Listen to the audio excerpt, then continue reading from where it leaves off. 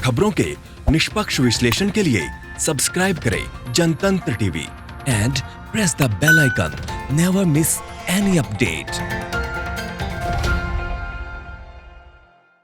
नमस्कार, जनतंत्र टीवी देखना मेरे साथ मैं हूं शंकर दत्तपन। शुरुआत करते हैं खबरों की। लखनऊ में 26 मई से खुलेंगे शॉपिंग कॉम्प्लेक्स। एक बड़ी खबर इस वक्त की आपको बता रहे हैं उत्तर प्रदेश से, जहां पर कंटेनमेंट और बफर जोन में दुकानें बंद रहेंगी।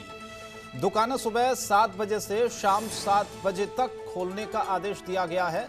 सोशल डिस्टेंसिंग का पूरी तरीके से ध्यान रखना होगा, पालन करना होगा। हर दुकान में 2 से 3 लोगों को ही प्रवेश देना होगा, ये नियम भी हैं।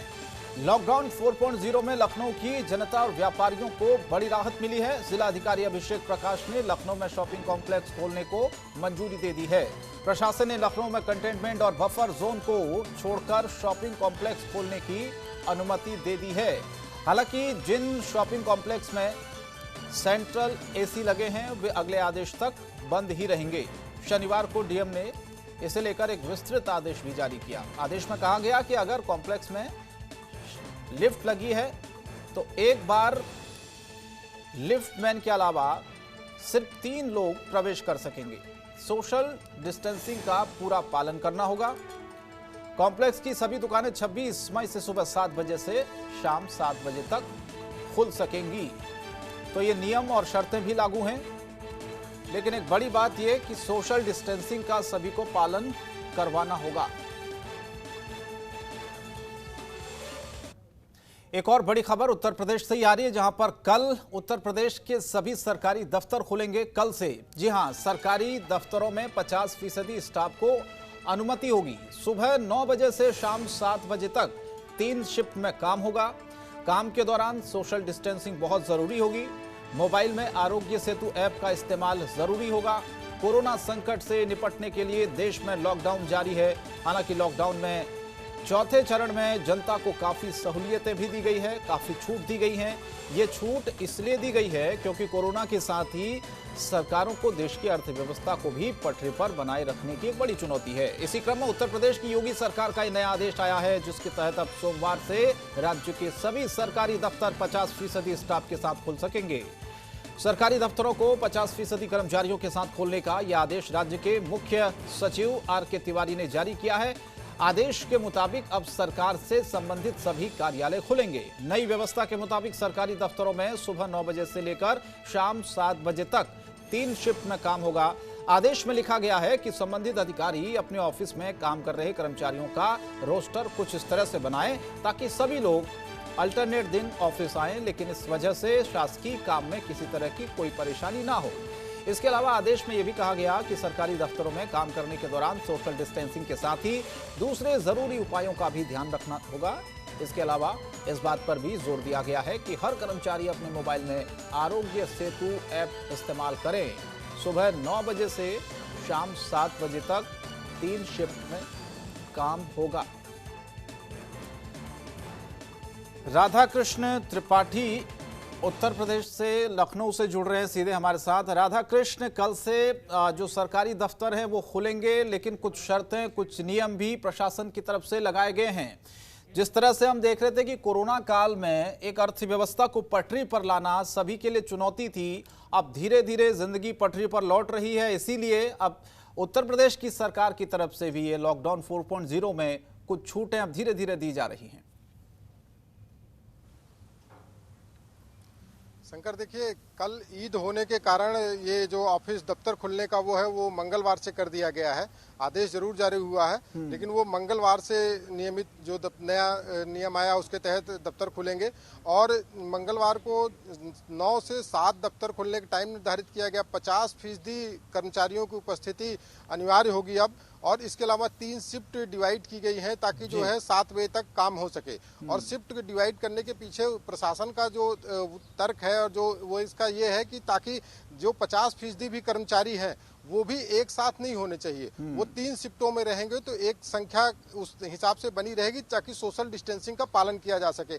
इसके अलावा जो सारे जो सरकारी दफ्तर हैं उनमें सब जगह सैनिटाइजर कंपलसरी कर दिया गया। हर दफ्तर, हर अफसर के यहाँ अगर आप कोई जाता है या कोई अफसर तो पहले सैनिटाइज करना होगा उसको। दूसरी चीज कि जो जैसे अगर संभव हो तो जो जो बाहर से चीज़ें लाते हैं, जैसे उनके लंच है या बैग हैं या इस तरह के वो होंगे, वो एक दूसरी जगह रखे जाएंगे, तो उनके रखने के लिए अलग एक स्थान निर्धारित किया जाएगा।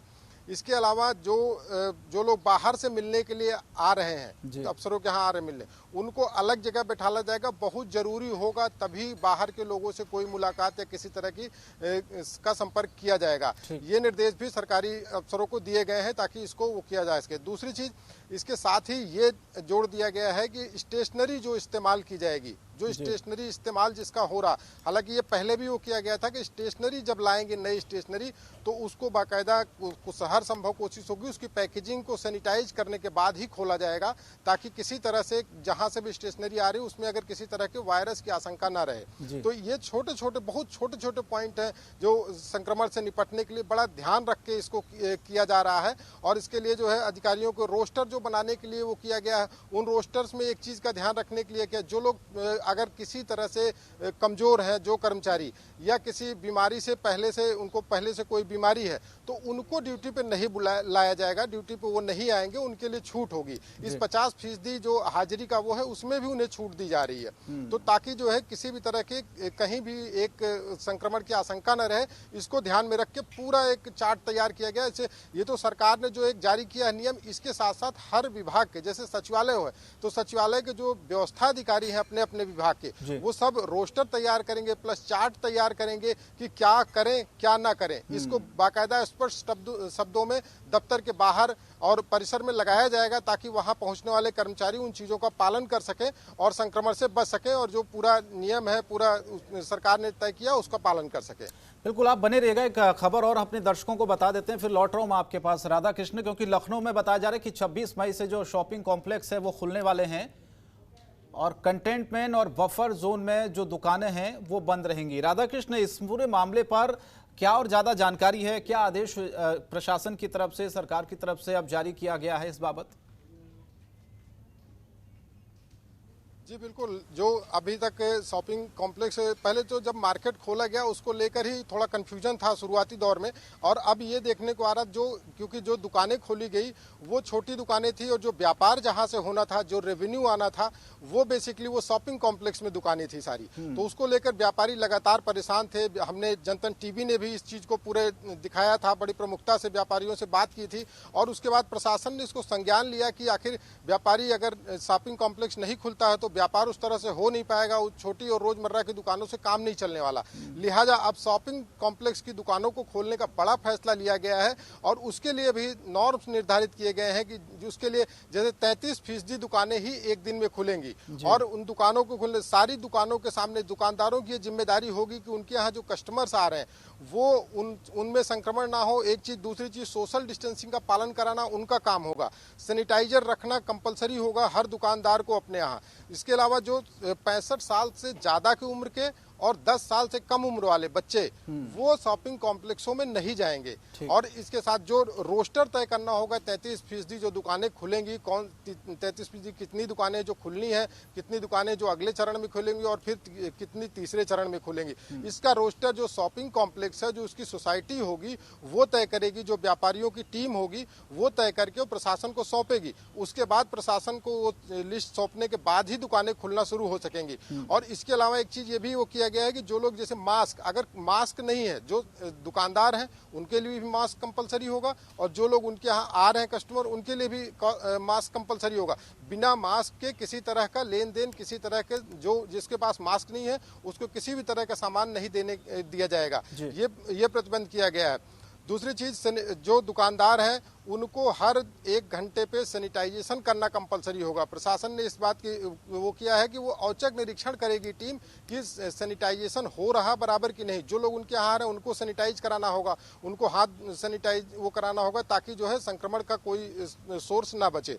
तो ये पूरी तैयारियां मार्केट के लिए की गई हैं और इससे व्यापारी वर्ग काफी खुश है शंकर, और उसको लगता है कि हाँ अब एक मुहिम हुई है और एक मुझे आधार मिला है ताकि व्यापार को भी अब तरक्की मिलेगी और सरकार का राजस्व भी बढ़ेगा और जो लोग घर बैठे थे, बेरोजगारी की स्थिति थी, उसमें भी बहुत हद तक राहत मिलेगी।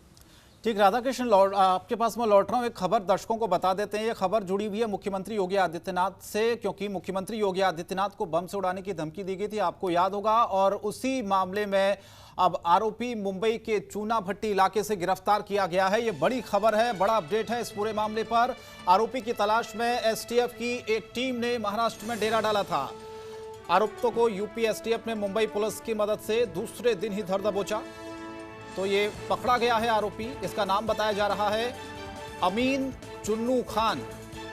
धमकी भरा संदेश यूपी डायल 112 के हेल्प डेस्क के जरिए व्हाट्सएप नंबर से इसने दिया था।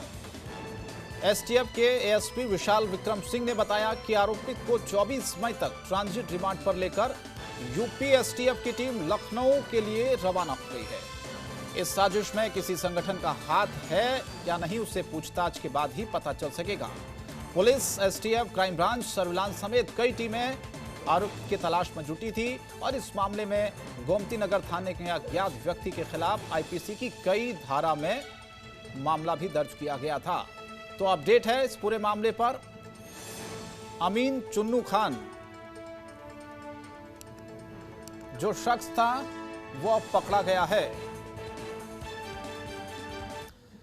और उत्तर प्रदेश की योगी आदित्यनाथ सरकार ने L2 और L3 के कोविड-19 के अस्पतालों के आइसोलेशन वार्डों में भर्ती मरीजों के मोबाइल ले जाने पर रोक लगा दी है। Director general of medical education doctor के गुप्ता के सभी चिकित्सा विश्वविद्यालयों, चिकित्सा संस्थानों, सभी सरकारी और निजी मेडिकल कॉलेजों के प्रमुखों को आदेश जारी करते हुए कहा है कि मोबाइल से संक्रमण फैलता है। डायरेक्टर जनरल ने सभी निर्देश दिए हैं कि कोविड अस्पताल के इंचार्ज को 2 मोबाइल फोन उपलब्ध कराए जाएं ताकि मरीज अपने परिजनों से और परिजन अपने मरीज से बात कर सकें। चिकित्सा शिक्षा महानिदेशक का यह आदेश कोरोना संक्रमित मरीजों के कोविड अस्पतालों में आने के 2 महीनों बाद जारी होने पर आश्चर्य इसमें किया जा रहा है, लेकिन जानकार ये बता रहे हैं कि आइसोलेशन वार्ड में भर्ती मरीज कोविड अस्पतालों की हालत की फोटो और जानकारी अपने मोबाइल से भेज रहे थे, इसीलिए मरीजों को मोबाइल ले जाने पर रोक लगाई गई है। राधाकृष्ण लगातार हमारे साथ बने हुए हैं, इन दोनों खबरों पर अपडेट लेते हैं। राधाकृष्ण, सबसे पहली खबर की बात कर लेते हैं। मुख्यमंत्री योगी आदित्यनाथ को बम से उड़ाने की धमकी दी गई थी, आरोपी बताया जा रहा है कि गिरफ्तार किया गया है। क्या इसके बारे में डिटेल्स, क्या जानकारी अभी तक लग पाई है? कौन है यह शख्स और क्यों इसने ऐसे किया था? देखिए, कामरान अमीन जो आरोपी है जिसको पकड़ा गया है, ये 2 महीने पहले तक एक प्राइवेट कंपनी में सिक्योरिटी गार्ड था और ये उसके पहले काफ़ी बीमार था और इसका एक ऑपरेशन हुआ इसकी बैकबोन का, और उसके बाद इसने नौकरी करना बंद कर दिया और ये ड्रग एडिक्ट भी बताया जाता है। और इसके अलावा इसकी जो पारिवारिक जो माली हालत है वो भी बहुत अच्छी नहीं बताई जा रही। इसकी माँ पहले टीचर थी और अब वो नौकरी में नहीं है। तो इसके पिता का करीब 3 से 4 महीने पहले निधन हो चुका है और इसकी बहन है और जो मेहंदी डिजाइन का काम करती है। तो कुल मिला के ये इसके पारिवारिक हालात भी बहुत अच्छे नहीं है और ये ड्रग एडिक्ट है। तो जाहिर से जो अब तक आशंका जो पुलिस को है, जो एसटीएफ आशंका जता रही है कि चूंकि ड्रग एडिक्ट होने के कारण इसके कहीं न कहीं संबंध आपराधिक गिरोह से होंगे या हो सकता है किसी आतंकी संगठन से होंगे, क्योंकि इसकी कमाई का कोई जरिया इसके परिवार में नहीं है और इसके जो रहने सहने का तरीका है जो अब तक एसटीएफ को पता चला है वो काफ़ी ठीक ठाक है और उस तरह का नहीं है कि जैसा कोई या गरीब हो या जिसकी कोई इनकम नहीं हो, उसके बाद भी उस तरह से वो मुंबई में जी रहा हो। तो इस चीज़ की पड़ताल की जा रही है और एसटीएफ उसे लेकर आज शाम तक संभवतः लखनऊ पहुंच जाएगी और उसके बाद पूछताछ का सिलसिला शुरू होगा कि आखिर उसके कनेक्शन कहां से हैं और किन लोगों के इशारे पर उसने इस तरह का मैसेज किया है। तो अब देखना ये होगा कि आखिर पड़ताल में क्या निकलता है और किस तरह का कि आखिर योगी आदित्यनाथ को इस तरह की धमकी देने के पीछे किन लोगों का हाथ है। लेकिन एक चीज़ इस पूरे मामले पर आपसे मैं समझना चाहता हूं, अभी तक जो जांच हुई है, अभी तक जो पूछताछ हुई है, उसमें कुछ चीज़ें निकलकर सामने आई है? इसने ऐसा क्यों किया? किसी के दबाव में किया या किसी संगठन से जुड़ा हुआ है? कुछ जांच में कुछ चीज़ें निकलकर सामने आई है? शंकर, देखिए, अभी एसटीएफ कुछ भी बताने के उसमें मूड में नहीं है, एक्चुअली पूरा मामला चूंकि मुख्यमंत्री की सुरक्षा से जुड़ा हुआ है, हम लोग लगातार एसटीएफ के अफसरों के संपर्क में हैं, लेकिन वो इस पे कुछ भी बोलने के लिए तैयार नहीं है। उनका यही कहना है कि अभी पूछताछ की जाएगी। अभी लखनऊ पहुंच के चूंकि ट्रांजिट रिमांड पे लिया गया है उसको 24 तारीख तक, और उसके बाद यहाँ लाके कोर्ट में पुलिस पेश करेगी, उसके बाद फिर उससे पूछताछ करेगी। तो पूछताछ के दौरान जो जानकारी मिलेगी उसको साझा करेंगे। लेकिन फिलहाल ऐसा नहीं, पुलिस के हाथ कुछ क्लू जरूर लगे हैं, लेकिन वो अभी शायद मुख्यमंत्री से जुड़ा मामला होने के कारण उसको अभी सार्वजनिक करने से कतरा रहे हैं। लेकिन एक और खबर जिसका हम चर्चा कर रहे थे, या अभी हमने देखा कि L2 और L3 के जो कोविड-19 के अस्पताल हैं, उनके आइसोलेशन वार्डों में जो मरीज भर्ती हैं उनको मोबाइल ले जाने पर अब रोक लगा दी गई है। क्या इसके पीछे तर्क दिया जा रहा है? शंकर, ये थोड़ा सा परेशान करने वाला जरूर है जो कोरोना पीड़ित हैं उनके लिए और जो उनके परिवार के लिए, क्योंकि मोबाइल एक जरिया था जो 24 दिन का और 28 दिन का जो क्वारंटाइन में जो लोग जाते थे, जिनको आइसोलेट किया जाता था, तो वो एक संपर्क का माध्यम होता था, परिवार के साथ संपर्क करते थे और अपने हालचाल भी बताते थे कि किस तरह का वो है। लेकिन मोबाइल के न रहने से थोड़ी सी दिक्कत होगी, थोड़ी परेशानी परिवार वालों को भी होगी, उनकी चिंता बढ़ेगी और जो पेशेंट वहाँ एडमिट होगा उसके लिए भी दिक्कत होगी। लेकिन अगर मोबाइल के जरिए, जो चिकित्सा विभाग का कहना है, चिकित्सा शिक्षा विभाग का, कि मोबाइल के जरिए कोरोना का संक्रमण बढ़ रहा है, तो अगर ये बात है तो उसके लिए संक्रमण रोकना भी जरूरी था उनके लिए। और ऐसे में सरकार ने ये व्यवस्था की है कि हर वार्ड में जो वार्ड इंचार्ज होगा उसके पास 2 मोबाइल फोन एक टाइम में होंगे। जो भी पेशेंट अपने घर से बात करना चाहेगा उसको वो उसी मोबाइल से बात कराएंगे। तो ये जो व्यवस्था है, अब देखते हैं कितना इस व्यवस्था को कामयाब बना पाते हैं अफसर। लेकिन ये एक नई व्यवस्था है और थोड़ा सा कोरोना पीड़ितों के लिए परेशान करने वाली है। चलिए, बहुत बहुत धन्यवाद आपका। इस खबरों के निष्पक्ष विश्लेषण के लिए सब्सक्राइब करें Jantantra TV and press the bell icon. Never miss any update.